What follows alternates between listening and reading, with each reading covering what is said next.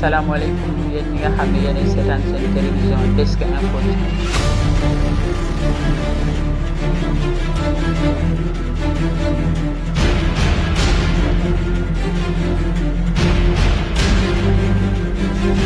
asalaamaaleykum yéen ñi nga xam ne yéenay seetaan seen télévision Desk Info TV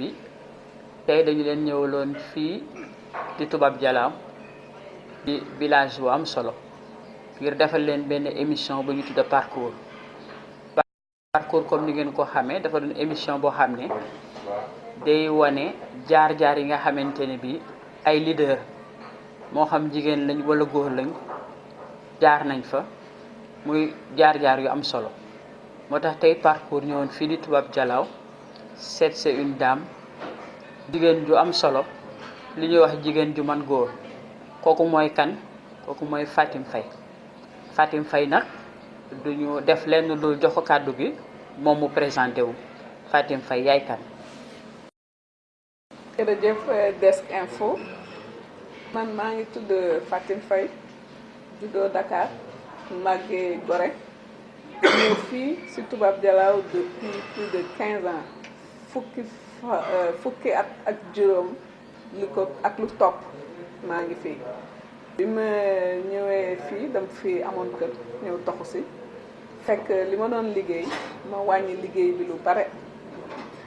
donc doon def ay contrat léegi ma ne kon mun naa ñëw dëkk si fii maag sama doom bu góor muy ñëw di jàng si école bi man may liggéey ak famille loolu daal moo ma indi Toubab Dialaw ma kontaan trop si waa Toubab Dialaw parce que bi ma fi ñëwee dëgg la bi ñu may door a gis xamuñu maay kan donc dañu def ndànk si man mais bi ma xamee ba tey musuma riccu li tax ba ma ñëw dox si fii. kon kooku mooy Fatim Faye xëy na bëggoon nañ rek si biir présentation bi ndax nit ku ne balaa ngay gis fi am na foo jaar moo xam sa ndaw sa jeunesse ak say wéjur relation bi nga xamante ne bi seqoon nga ko ak ñoom kon ñu bëggoon nga wax ñu tuuti rek si say jaar-jaar sa ndaw sa jeunesse ak sa éducation bi nga xamante ne bi say wéjur jaar nañ fa yow. man maa ngi màggee Gorée comme ni ma ko waxee sama yaay la woon institutrice donc ñu bare xam nañ ko foofu ñu doon ko wax madame Faye ak sama papa moom médecin la woon léegi ñoom Gorée lañ dëkk sama papa sax Gorée la juddoo sama yaay juddoo Thiès parce que moom mu ngi juddu ci guerre bi fekk ñu évacué woon nit ñi ñu dem Thiès donc looloo tax mu juddoo Thiès mais moom bi en tout cas ay parents am ñu ngi dëkkoon Gorée donc looloo tax mu juddee Thiès. man nag ma màggee Gorée ñu jox ma éducation bu nga xam ne pour man éducation bu libre la c'est-à-dire même si fekkoon ne jigéen laa dañ ma doon bàyyi may dem di sangu ji géej xam nga rek comme doomu lébu bu nekk boori géej jigéen ak góor dañ leen di bàyyi ñuy dem géej di napp di féey donc éducation bu libre la amoon foofu laa jàngee sama primaire yëpp après secondaire ma dem def ko lycée fekk ñu tox si sur le continent donc ñu dëkk HLM mais foofu tamit éducation bi dafa changé parce que Gorée ñëpp xamoon na woon donc jigéen mu nekk ci mbedd bi di dem plage di ñëw loolu du inquiété kenn bi ñu ñëwee sur le continent bi ma bëggee continuer loolu ci laa commencé am ay jafe-jafe ak sama yaay parce que sama yaay dafa commencé di ma wax jigéen day toog jigéen warul génn ci mbedd bi te fekk loolu kenn musuma ko wax bu dul bi ma ñëwee Dakar donc affaire bu jafe biñ jógee foofu ma dem université jàng anglais après ma commencé liggéey ambassade des États-Unis mooy premier liggéey bu ma am comme secrétaire bilingue bi ma paree ci liggéey boobu ma liggéey comme freelance laa ko tuddee donc boobu mu yóbbu ma ba ay Guinée donc dem naa ba Guinée liggéey foofu freelance comme dama amoon sama licence en anglais donc dama doon traduire li ëpp moo doon sama liggéey ba ma dellusiwaat Sénégal tamit continuer freelance di def li ñuy wax logistique de séminaire donc bi ma demee ba si yàgg tamit ma bàyyi loolu Toubab Dialaw fekk li tax ba mu bàyyi loolu parce que sama doom yi daaw ñu ma gis ndax damay xëy suba di liggéey ba ngoon wala si affaire séminaire yenn saa yi ma toog semaine du ma ñëw sama kër même su fekkee ne maa ngi Dakar Novotel du ma mun a ñëw parce que semaine bi yëpp maa ngi liggéey séminaire sama bés sama doom ñu nekk sa yaay su ñëwee nga ne ko mu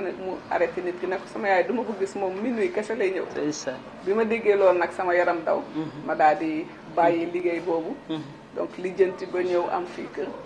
dox si fii pour jege samay jabar Fatim dama gis fii koo laaj mu ne kooku ñëpp xam nañ ko ñu bëggoon a xam sa personnalité maanaam yow sa comportement woyof gi la nit ñi yool mbaax gi la nit ñi wax nga wax ñu yaay kan sa personnalité. man ñu bare dinañ wax ne sama papa la nirool parce que sama yaay moo gën conventionnel mais sama papa médecin la woon te dafa libre woon moom li nga xam ne daal liberté bi ma nekk si man si moom laa ko jël sama yaay sax daan na wax li si jug góor jigu su jigéen et dafa woyof mën kaf di foog ñëpp et génération bu ñëw mu ànd ak yow bëgg li nga xam ne mooy liggéey communauté c'est-à-dire su amoon équipe football moom moo ko doon organiser donc man si sama papa daal xam naa laa royee loolu lépp donc bi ma nekkee Gorée bokku moon si ay association mais bi ma ñëwee HLM am na benn ASC bu ñu tuddee moom sa réew foofu laa jëkk commencé di yëngu si affaire association boobu ba léegi bàyyi ma fu ma dem rek te mu am association dama siy dugg yenn saa yi sax su association yi amul si ñi nga xam ne ñooy créer association yi si lay bokk loolu daal moo tax peut-être ñëpp xam ma parce que affaire jigéen ak affaire xale soo si yëngatu defe naa pour nga bañ a siiw yombul ndax jigéen ñeeg xale yi ñoo ëpp a jot te ñoo gën a daal mën di siiwal nit waaw léegi li ñu bëggoon a xam mooy comme li nga wax jigéen ñi ak xale yi est-ce que mën nga ñu wax sa expérience yi nga am moo xam ak xale yi la moo xam ak jigéen ñi la ak bi may door a ñëw fii si village bi dafa amoon benn bibliothèque villageoise bu nga xam ne amul woon ku ko toppatoo léegi sama doom instituteur bi nga xam ne moo ko doon jàngal su wàccee kooku moo xëy suba ñëw ne ma suñu bibliothèque daal dañuy wut ku ko téye donc man ma ñëw dem foofu bi mu fa demee si laa xam ku jigéen ku ñuy wax Adama Mbeng moom laa fa fekk comme jigéen mu jóge si village bi ñëw pour jàpp si léegi bi ma fa fekkee Adama Mbeng donc ma commencé liggéey foofu mu premier liggéey communautaire bi ma def fii si village bi loolu la woon te benn bibliothèque bénévolement je pense que c'était 2 fois par semaine donc may ñëw di liggéey si bibliothèque bi après façon lu nekk def nañ ko bokk nañu si ay groupement de femmes def nañu ay programme photo jàng nañu alphabétisation en français def nañu ay excursion dem Gorée dem Kébémer en tout cas liggéey lagune bi parce que dañu am lagune liggéey nañ lagune bi ak groupement y avait peut-être 11 groupements de femmes ñu liggéey lagune bi ñun daal lu nekk daal ñu ngi si bàyyiwuñ dara def nañ tam micro jardinage école ak waaw depuis 3 ans ñu def benn école communautaire alternative école communautaire bi biñ koy commencé amuñu xaalis amuñu compétence 6 élèves lañ amoon mais parents yi dañu gis ne xale yi suñ demee école du ñu kontaan donc ñu ne nañ def école bu nga xam ne xale yi soo leen yéeyee suba pour ñu dem jàngi dañuy kontaan donc loolu mooy li nga xam ne moo ñu jëkk yëkkati pour ñu créer école bi biñ ko créé ba tey 3 ans ñu ngi ci 46 élèves defe naa si lu nga xam ne il y a 3 ans on avait commencé amuñu woon 15 ak 6 élèves donc ñun daal dañuy li ñu xalaat ne soxla nañ ko balaa ñuy xaar keneen dañu ko defal ñun dañuy jug dox ci wax ci ba mu am daaw leen am ay jafe-jafe toujours jafe-jafe moom du ñàkk jafe-jafe moom du ñàkk par exemple man bi ma commencé classe alphabétisation bi classe alphabétisation bi sama garage laa ko commencé amuñu livre amuñu taabal amuñu dara man daal fu nit mën a toog rek si kër gi génnee naa ko on était à peu près une trentaine de femmes femmes yi xëy na si kanamee dinañu gis femmes yi kanam xëy na dinañu gis femmes yi dañ ñëw ne ma ñun de dañoo bëgg a école pour jàng français ma ne leen pour tester leen parce que defoon nañu yeneen projet yoo xam ne doxul woon ma ne leen est-ce que mun ngeen dajale femmes yi bëgg a jàng ba mu mat 30 ñu dem indi 30 ma ne leen léegi est-ce que femmes yooyu yëpp ku nekk mën na indi 500 yëpp pour tester leen pour xam ndax affaire bi soxal na leen wala soxalu leen ñu dem indi 500 donc man amatuma neneen lu may def lu dul commencer classe bi aw ma maître aw ma taabal aw ma siis aw ma dara donc ñu commencé ko ci sama garage léegi biñ ko commencé femmes yi di ñëw di jàng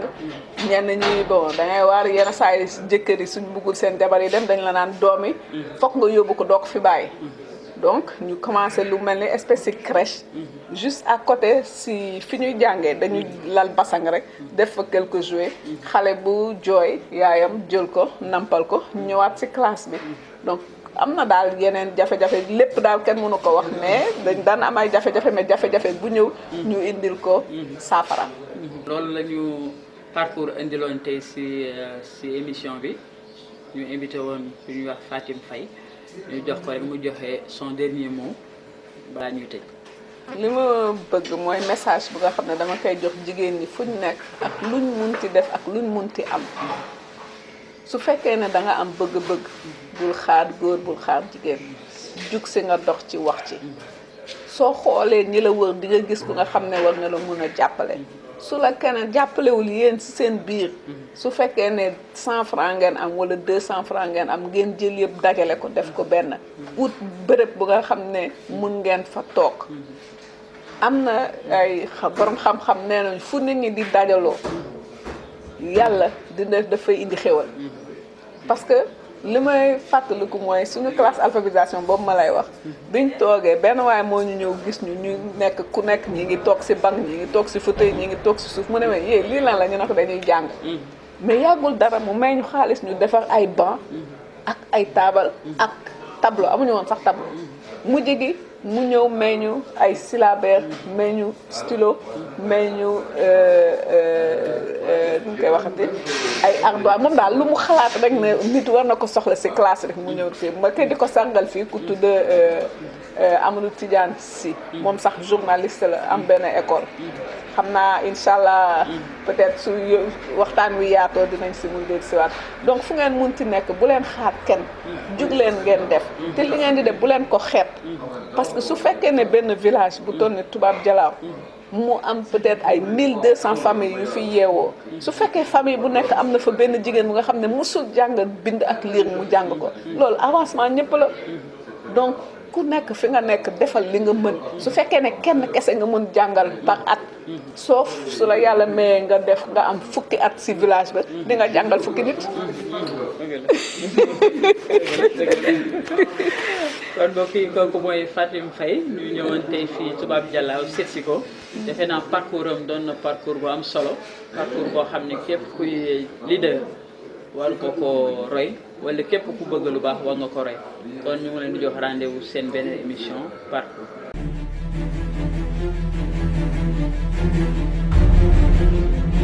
asalaamaaleykum yéen ñi nga xam ne yéen a seetaan seen télévision Desk Info.